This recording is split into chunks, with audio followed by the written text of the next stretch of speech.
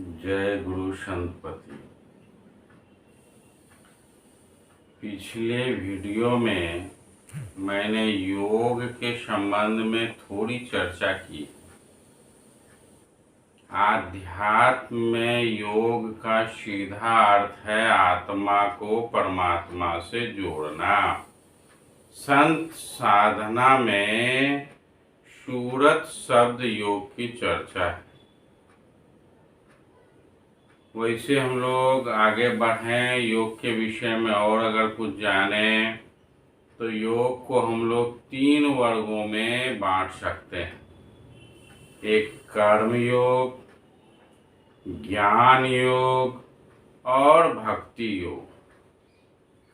कर्म योग का मतलब है हम जो भी कर्म करते हैं उसको ठीक से समझें, कैसा काम को करना है हमें उसको समझना चाहिए। गीता में कर्म पर बड़ी लंबी चौड़ी व्याख्या है।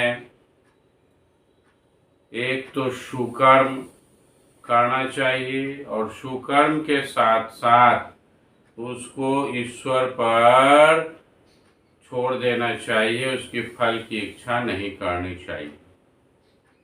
तो जब हमारा कर्म नष्ट हो जाएगा, कर्म ही समाप्त हो जाएगा तो कर्म का फल नहीं मिलेगा। जब फल नहीं मिलेगा तो हमारा आवागमन बंद हो जाएगा।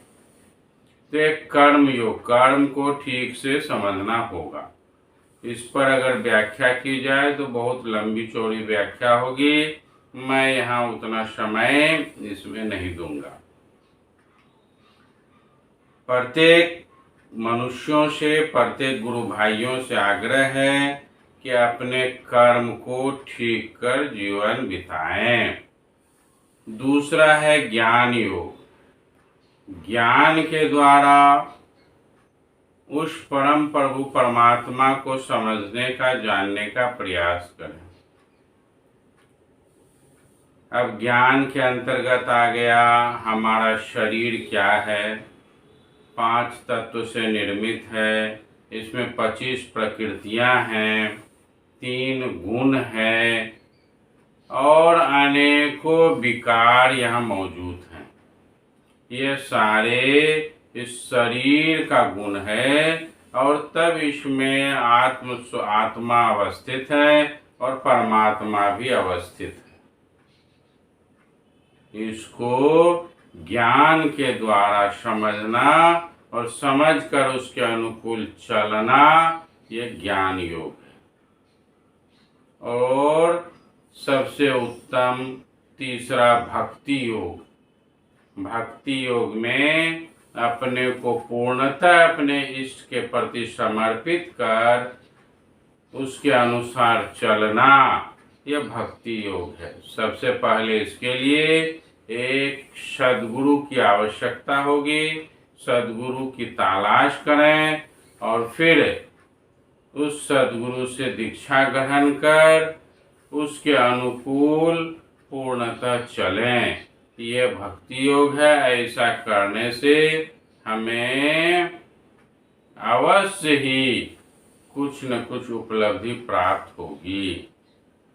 इसके अतिरिक्त पतंजलि ने इस योग का लाभ ठीक ठीक हमको हो, इसके लिए पतंजलि ने भी अष्टांग योग की चर्चा की है। अष्टांग योग में योग के 8 अंग के बारे में बताए, जिसमें सभी कोई जानते हैं, मैं पुनः चर्चा करता हूँ। जैसे पहला है 1 नंबर में यम, 2 में नियम, 3 में आसन, 4 में प्राणायाम, 5 प्रत्याहार, 6 ध्यान, फिर धारणा और समाधि। ये योग के 8 अंग हैं और इसमें प्रारंभिक जो यम और नियम है सभी साधक को इसका पालन करना चाहिए। तब जो है योग का सही सही लाभ उसको मिलेगा ध्यान ठीक से होगा, और जब ध्यान होगा तो फिर जो है आगे की क्रिया होगी। उसमें भी हमारे पतंजलि मुनि ने कहा कि यम के 5 अंग हैं, यम के 5 हिस्से हैं, और पहला हिस्सा है अहिंसा। सीधा अर्थ है जो इस योग के मार्ग पर चलना चाहता है उसमें अहिंसा होनी चाहिए। अर्थात मन, कर्म और वचन तीनों से किसी को भी कष्ट न पहुंचाना अहिंसा है। यदि हमारे वाणी के द्वारा किसी को तकलीफ होती है, किसी का मन दुखता है, कष्ट होता है, तो यह भी एक तरह का हिंसा है। कर्म से किसी को मार दिए, लड़ाई कर लिए, अन्यथा और बहुत बहुत चीजें कर्म से हिंसा है। बहुत लोग जो है मछली आदि आदि जीव जंतुओं को मार कर खाते हैं डायरेक्ट, यह कर्म से हिंसा है। और मन, कर्म और वचन, बोली से, कर्म से और मन से, मन ही मन अगर हम किसी के विरोध में सोचते रहते हैं कि फलाना मर जाए, फलाना नष्ट हो जाए, फलाना का ऐसा हो जाए, अर्थात बुरी बुरी बातों को मन में रखते हैं, तो यह भी हिंसा के अंतर्गत आता है। तो अहिंसा परमो धर्म कहा गया। मन, वचन और कर्म से हिंसा ना करें, अर्थात अहिंसा का पालन करें जो इस मार्ग में जाना चाहता है। दूसरा है सत्य, हमेशा सत्य बोलें, गलत बातों का साथ ना दें, सत्य बोलें और सत्य का पालन करें। तीसरा है अस्तेय, अस्तेय का अर्थ हो गया किसी भी तरह का चोरी, बेईमानी, ठगी का काम न करें, किसी भी व्यक्ति से धन का अकारण ठगी ना करें या किसी भी चीजों का ठगी ना करें। आज लोग जो है अगर 10-20 रुपया ज्यादा आ गया तो बड़ा प्रसन्न होता है कि अच्छा हुआ, हम तो जानते हुए उसको पैसा तो नहीं दिए। तो यह भी एक साधक के लिए, इस मार्ग में चलने वाले के लिए गलत चीज है। फिर चलते हैं ब्रह्मचर्य। ब्रह्मचर्य तो जानते हैं हर हालत में किसी भी तरह से वीर्य की रक्षा करना ब्रह्मचर्य कहलाता है। तो ब्रह्मचर्य रहने के लिए मन मस्तिष्क को स्थिर रखना जरूरी है। फिर अपरिग्रह, अपने मेहनत की कमाई से, अपने पसीने, गाढ़े पसीने की कमाई से अपने जीवन का भरण पोषण करें, यह अपरिग्रह है। साथ ही विशेष संग्रह का चेष्टा ना करें। विशेष संग्रह समस्या का घर हो जाएगा, लेकिन समाज के अनुसार, समय के अनुसार जितना आवश्यक है उतना ही संग्रह करें और गाढ़े कमाई से करें। फिर से बात वही आती है, ठग कर, चोरी कर, इस तरह से ना करें, क्योंकि तत्काल तो ये अच्छा होता है लेकिन उसका नतीजा आगे अच्छा नहीं होता है। तो ये यम के 5 अंग थे, अहिंसा, सत्य, अस्तेय, ब्रह्मचर्य और अपरिग्रह। अब नियम के भी 5 अंग हैं। उसमें पहला आता है शौच। शौच का अर्थ है पवित्रता से। पवित्रता अर्थात मन और शरीर दोनों की पवित्रता। शरीर की पवित्रता, हम जो क्या करते हैं, स्नान करते हैं, उसे अच्छा से धोते हैं, ये शारीरिक पवित्रता है। कपड़े साफ सुथरे पहने, अगल बगल की सफाई रखें, अच्छे जगह में बैठ उठ करें, यह पवित्रता है। लेकिन मन की पवित्रता मन से भी अच्छी बातों को सोचें, न कि बुरी बातों को। इसलिए मन और शरीर दोनों की पवित्रता जरूरी है। चलते हैं, दूसरा है संतोष। अपने जिस काम को करते हैं उस साधन के द्वारा सुखी पूर्वक जीवन व्यतीत करना, यह संतोष है। जितना प्रभु ने हमें दिया उसमें जीवन बिताना, यह संतोष है। तब मैंने जो आदर्श उठाया है, अर्थात गुरुदेव जो दीक्षा दिए उसके अनुसार, समय के अनुसार उठना, समय के अनुसार कार्य करना, ये सारे क्रियाकलाप को ठीक ठीक पालन करना, पूर्णता से, कठोरता से पालन करना, ये तप है। यह नहीं कि अच्छा कल देखा जाएगा, अच्छा परसों देखा जाएगा, ऐसा नहीं। तप का अर्थ उसको कठोरता से, नियम को, सिद्धांत को पालन करना ही तप है। फिर आते हैं स्वाध्याय। प्रत्येक साधक को सदग्रंथों को पढ़ना चाहिए, उससे ज्ञान तो होता ही है और मानसिक विकार भी घटता है। इसलिए प्रत्येक साधक को चाहिए कि वह सदग्रंथों का अध्ययन करे। उसमें सभी ग्रंथ आ जाते हैं, उपनिषद है, वेद हैं, गीता है। इसके अतिरिक्त संत साधना के जो पुस्तक हैं, शिवनारायण स्वामी का अगर लें तो गुरुन्यास है, विलास ग्रंथ है, 3 वाणी है, 12 वाणी है, संग्रह ग्रंथ हैं। अन्य संतों के भी, मेही बाबा के भी ग्रंथों को पढ़ के देखें। विभिन्न ग्रंथों को, जो संतों के ग्रंथ हैं, उसका अध्ययन करने से ज्ञान भी बढ़ता है और मन का भटकाव भी रुकता है। इसलिए स्वाध्याय जरूरी है। साथ ही प्रणिधान, अर्थात ईश्वर को अपने आप समर्पित कर देना, ईश्वर के चरणों में अपने को समर्पित कर देना, अथवा गुरु के चरणों में अपने को समर्पित कर देना, प्रणिधान। तो इस तरह से यम और नियम को पालन कर न साधक के लिए परम आवश्यक है।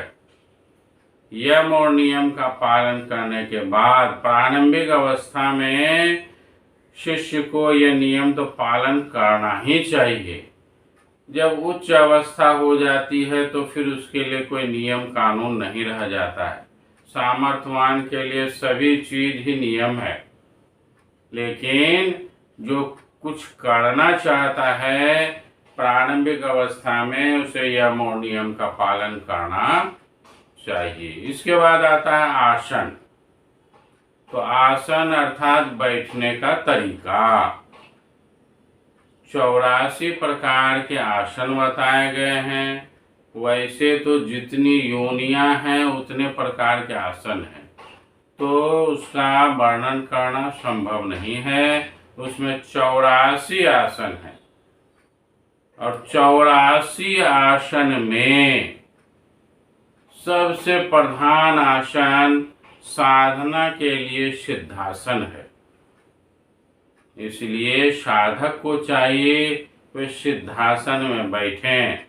सिद्धासन अगर नहीं सिद्ध हो तो पद्मासन है, और फिर जो साधना में आगे बढ़ चुके हैं उनके लिए सुखासन है। वे सुखासन में भी बैठ करके साधना लाभ कर सकते हैं। तो इस तरीके से यम नियम आसन जब सद जाता है तो प्राणायाम में आते हैं। प्राणायाम तो समझ रहे हैं, हमारे आदरणीय रामदेव बाबा आसन और प्राणायाम पर बहुत काम किए हैं। प्राणायाम का मतलब ही है प्राण को रोकना, प्राण वायु को रोकना। तो इसमें मुख्य 3 क्रियाएं हैं। सांस को लेना, खींचना, पूरक, रोकना, कुंभक, और फिर छोड़ना, रेचक। यह 3 काम होता है इसमें, जिसको हमारे रामदेव बाबा जो है अनुलोम विलोम के नाम से भी उसको बोलते हैं।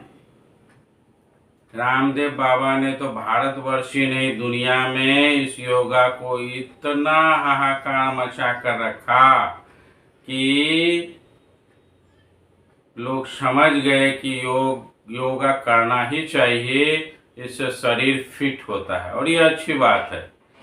यह साधना गुरु के सानिध्य में बैठकर सीखना चाहिए, स्वतः नहीं करना चाहिए। यह एक असाधारण क्रिया है। कुंभक में अगर गड़बड़ी आ गई तो शरीर में तरह तरह के रोग भी पैदा हो सकते हैं। जो शरीर को लाभ देने वाला चीज होगा वह शरीर को हानि देने लगेगा। कुंभक की क्रिया गुरु के सानिध्य में बैठकर ठीक से सीखकर करनी चाहिए, मैं बार बार कहूँगा। और यह जो है सांस लेना और छोड़ना, यह क्रिया सिर्फ अगर करनी है तो अपने से भी कर सकते हैं, लेकिन इस साधना में, योग की साधना में कुंभक का बड़ा महत्व है। तो हम लोगों ने देखा यम, नियम, आसन और प्राणायाम जब ठीक होगा, प्राणायाम जिसका ठीक से होता है, प्राणायाम की बहुत सारी विधियां हैं, उस विधियों में सामान्य रूप से जो भी साधक हैं अपने गुरु द्वारा बताए गए विधि से इसको करता है, तो प्राणायाम करने पर शारीरिक लाभ तो होता ही है, साथ ही साथ मन कंट्रोल होता है, मन स्थिर होता है, मन शांत होता है। और जब मन शांत होगा तो ध्यान लगेगा, और यही ध्यान ही वह प्रक्रिया है जिसके लिए हम लोग इस योग खंड में उसकी चर्चा करेंगे। शिवनारायण स्वामी द्वारा रचित ग्रंथ गुरु अन्यास ज्ञान दीपक के योग खंड में इसी ध्यान पर ही विशेष चर्चा है, क्योंकि ध्यान ही वह माध्यम है जिसके द्वारा सूरत शब्द योग को समझा जा सकता है, अन्यथा दूसरे को नहीं। तो ध्यान तक आने के लिए हमें सारे चीज़ों को ठीक करना होगा, तब हमारा ध्यान टिकेगा।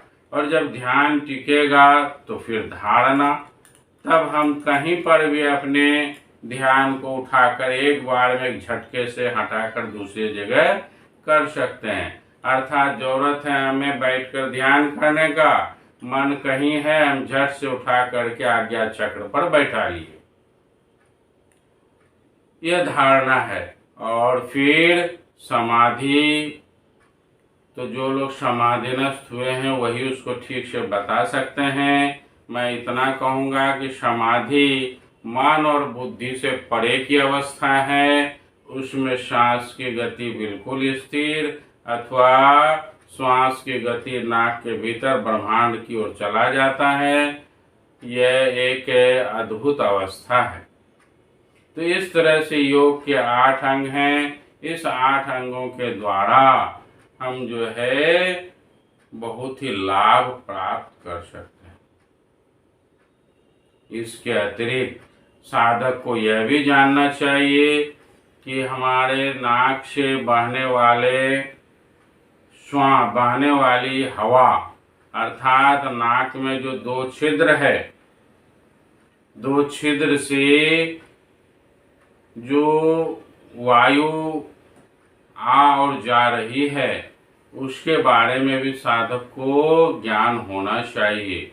और जिसको कि संतों ने इंगला और पिंगला कहा, चांद और सूरज कहा, इस वायु के बारे में जानना भी जरूरी है। जब तक हम लोग चांद और सूरज के बीच में पाया जाता है सुषुम्ना। इंगला और पिंगला के बीच में पाया जाता है सुषुम्ना, या यूं कहा जाए गंगा और जमुना के बीच में जो सरस्वती है उसका ठीक ठीक ज्ञान होने पर ही हमें साधना लाभ होगा, सूरत शब्द योग का लाभ होगा। और ये श्वास की कमालियत तो इतनी है कि इस पर चर्चा घंटों की जाए तो कम पड़ जाएगा। तो इंगला से पिंगला और पिंगला से इंगला जब हम जाते हैं तो धीरे धीरे ये सुषुम्ना में परिवर्तित हो जाता है।